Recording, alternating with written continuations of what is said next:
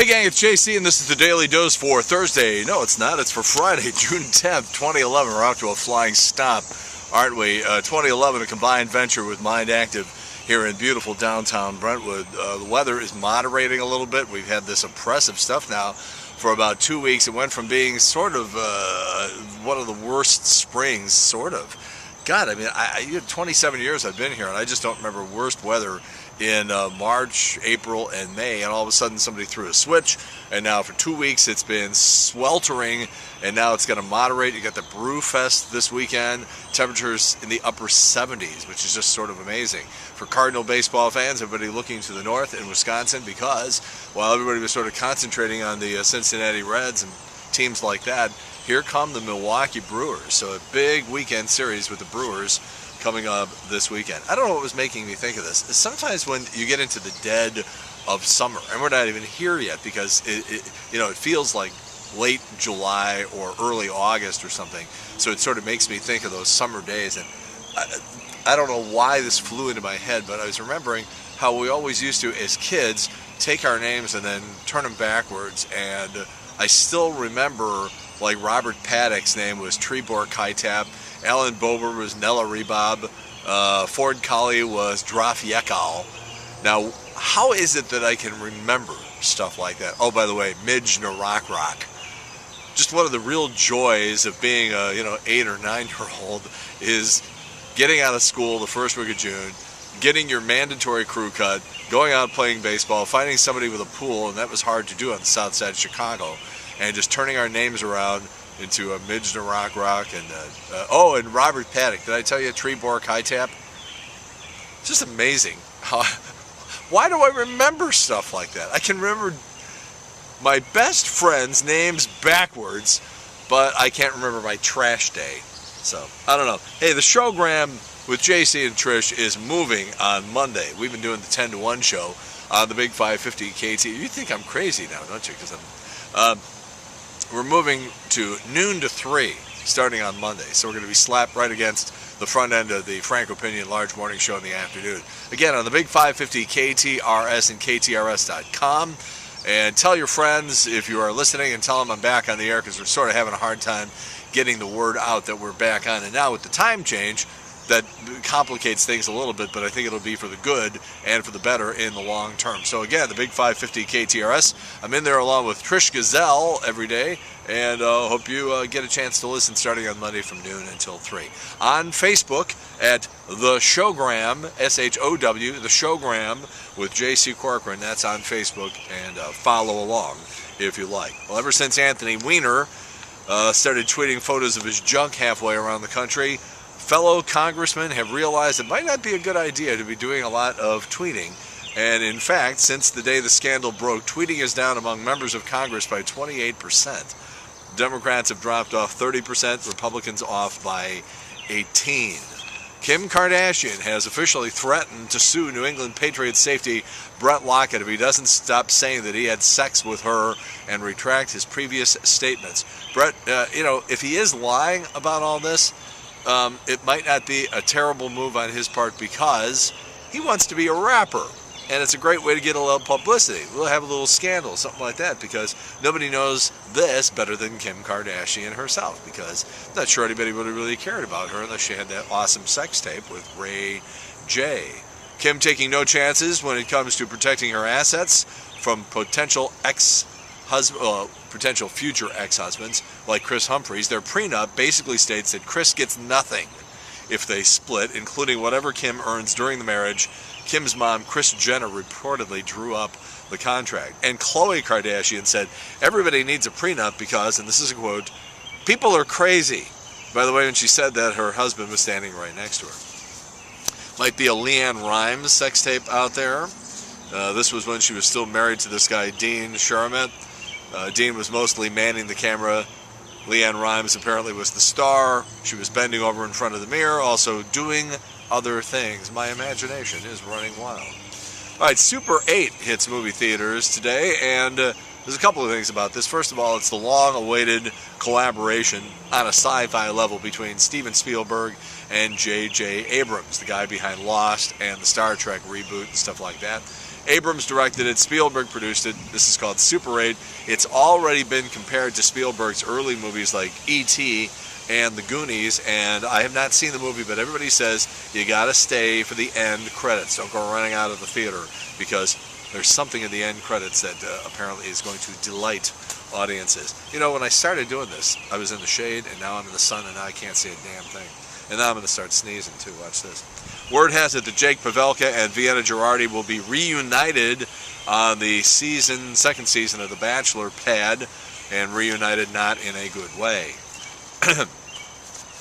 I'd love to be able to put this stuff on my website so you can see it, but then, you know, the radio station starts getting calls, and you get this puritanical BS that starts being conjured up, and so I can only tell you where to look for it, okay? But there's this news anchor in Roanoke, Virginia, by the name of Holly Peterzak, and she was trying to say teenagers are having more luck finding summer jobs. And it didn't come out that way, and it is hilarious. So get on YouTube and look for Holly, P-I-E-T-R-Z-A-K, drops the F-bomb. It's absolutely hilarious to see her, the expression on her face when she realizes what she did, and then has to try to cover it up. Just, it's an absolute scream. Anthony Weiner, by the way, we did a story earlier on him. He called his friend Bill Clinton for advice on how to handle things. Weiner asked for Clinton's forgiveness. Clinton asked for Weiner, well, he asked for those 6 girls' phone numbers. Katie Couric says that her new talk show is going to be similar to Oprah's, except without the viewers. New survey finds what the average man and woman rate as the top 5 experiences in their lives. Now, if you sit there for a half a second and you start thinking about this, you think to yourself, okay, you know, if you're married, probably getting married and having your first child and stuff like that.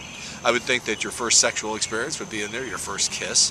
Probably your first brand new car would have to be on there. Okay, let's see how we do. For men, the top 5 moments were getting married, having a child, moving out of their parents' home, getting their first job, and buying their first home. Okay, I understand that. For women, top moments were having a child, getting married, moving out of their parents' home, buying a home, and getting their first job. Sort of dull.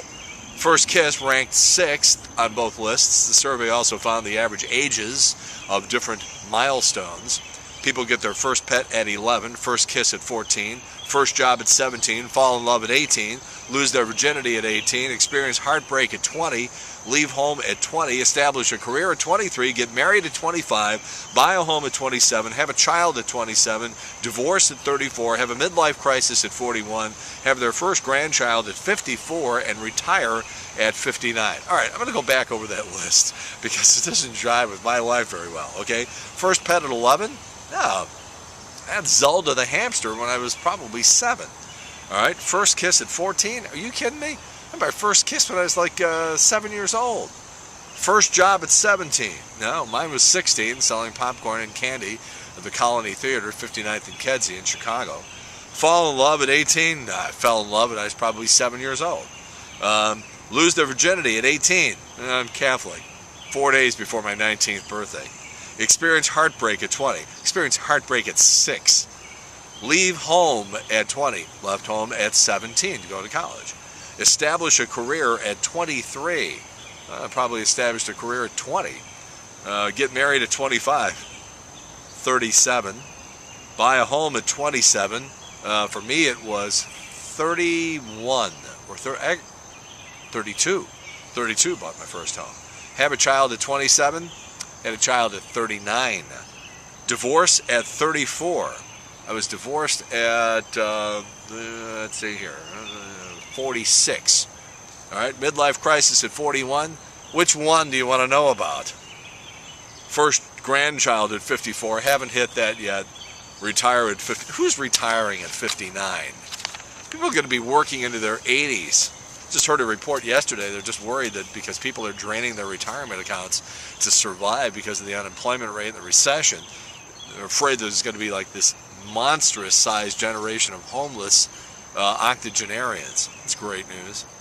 All right, if you're looking for something to watch on TV, if you're a guy, particularly on Spike TV, the Guys' Choice Awards 2011, Jennifer Aniston picked up the Decade of Hotness Award. She does look good. Birthdays, there's a bunch, but I just like this one because on tomorrow, Saturday, Frank Beard of ZZ Top turns 62. He's the drummer for ZZ Top, and ironically, he's the only one in the band without a beard, Frank Beard. 1943, on this date, the ballpoint pen was patented by Laszlo Biro of Budapest, Hungary.